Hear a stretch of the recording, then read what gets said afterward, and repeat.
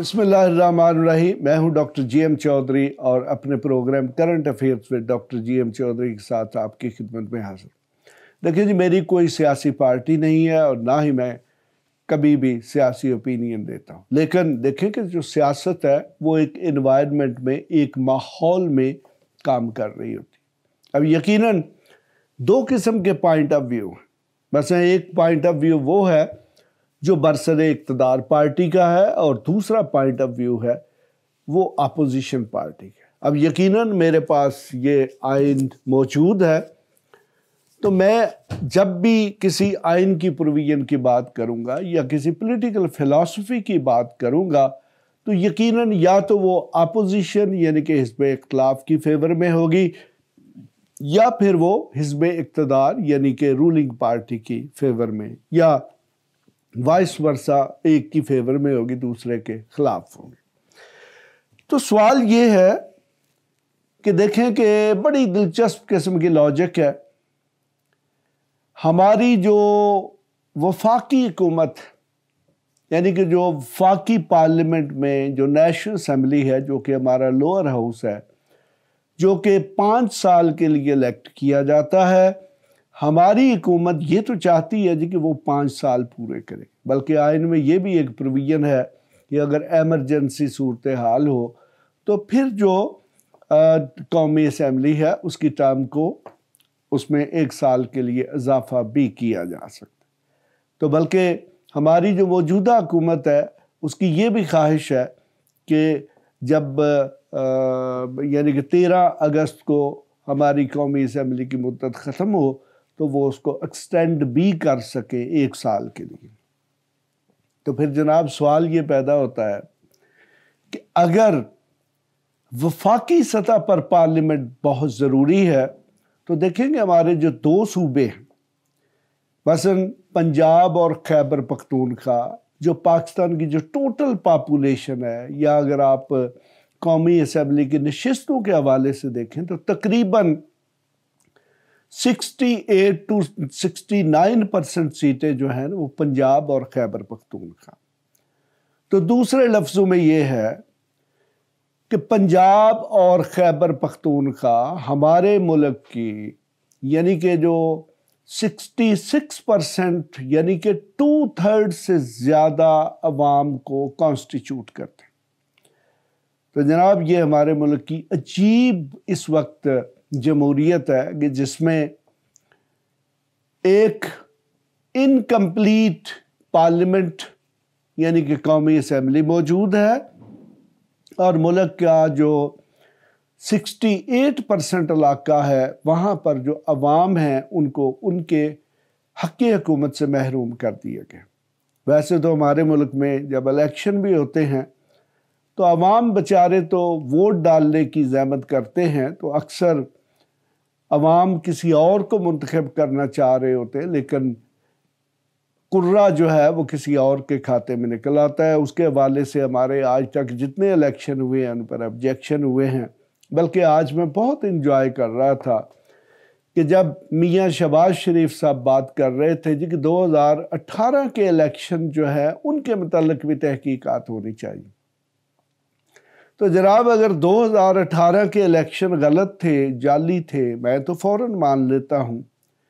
तो फिर आप पार्लियामेंट में क्या कर रहे हैं? ये आप भी तो उसी पार्लियामेंट यानी कि कौमी असम्बली में मौजूद हैं जो कि 2018 के इलेक्शन में वजूद में आई थी। देखें जनाब, मैं ये तो कहता हूँ कि ठीक है पाकिस्तानी अवाम बहुत सादे हैं, वो बहुत बेवकूफ़ भी होंगे, लेकिन शायद हमारे सियासतदान अब ये एहसास करने से आ रही हैं कि अब 2023 है, अब पाकिस्तानी अवाम इतने बेवकूफ़ नहीं हैं।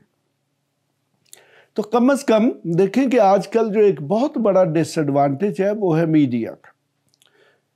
किसी पुराने दौर में सिर्फ PTV के पास कैमरा होता था, इसी तरह जो रेडियो पाकिस्तान है उसके पास ही रिकॉर्डिंग के डिवाइसेस होती थी। तो आजकल तो जनाब जो शख्स भी, चाहे वो हिज़्ब इख्तिलाफ का पॉलिटिशियन है या रूलिंग पार्टी का पॉलिटिशियन है, اس کی باتیں ریکارڈ بھی ہو رہی ہیں اور ہر شخص کے پاس موبائل میں اتنی فیسلٹی موجود ہے کہ وہ ان کو اپنے پاس ریکارڈ کے طور پر بھی رکھ سکے۔ تو لیکن جناب سوال تو پھر وہیں پہ آ جاتا ہے کہ جس ملک کے سیاستدانوں کی موریلٹی ہی نہ ہو، تو ہمارے ملک میں تو دیکھیں سوال یہ ہے کہ موریلٹی سے بات بہت آگے ہے۔ ہمارے ملک میں 98% مسلمانوں کی آبادی ہے اور ہم یہ دعویٰ کرتے ہیں کہ ہم اسلام کا قلعہ بھی ہیں اور ہم جو ہے پوری دنیا میں اسلام کا جو علم ہے وہ بھی بلند کیے ہوئے۔ تو لیکن جناب ہمارے ملک میں نہ تو موریلٹی موجود ہے اور نہ ہی جو اسلام کے اصول ہیں ان پر عمل کیا جا رہا ہے، اور سیاستدان جو ہیں وہ تو برے سے برا بھی جب بیان دیتے ہیں، وہ جب سفید جھوٹ بھی بول رہے ہوتے ہیں، تقریریں آپ ان کی سن لیں تو آپ پریشان ہو جائیں گے۔ پھر جب ان سے آپ کہیں بات کرتے ہیں، جی آپ نے فلاں وقت پہ یہ کہا تھا، وہ کہتے ہیں وہ تو میرا سیاسی بیان تھا۔ تو دوسرے لفظوں میں پاکستان جو ہے اس میں سیاست کو جھوٹ اور فراڈ بنا کے رکھ دیا گیا۔ جناب برطانیہ میں، امریکہ میں، کینیڈا میں، نیوزی لینڈ میں، آسٹریلیا میں، سارے یورپ میں کسی وزیر اعظم یا صدر کے پاس اتنا اختیار موجود نہیں ہے کہ وہ کسی جگہ پر کسی اس قسم کی اوٹ پٹانگ سیاست دے، سٹیٹمنٹ دے، اور کل کو جب اس سے سوال کیا جائے تو وہ کہے جی نہیں وہ تو میں نے ویسے مذاقاً کہہ دیا تھا، جناب وہ تو میں بس جوش خطابت سے کہہ دیا تھا، جناب وہ تو میری سیاسی سٹیٹمنٹ تھی۔ جناب سیاستدان کی کوئی سٹیٹمنٹ سیاسی نہیں ہوتی،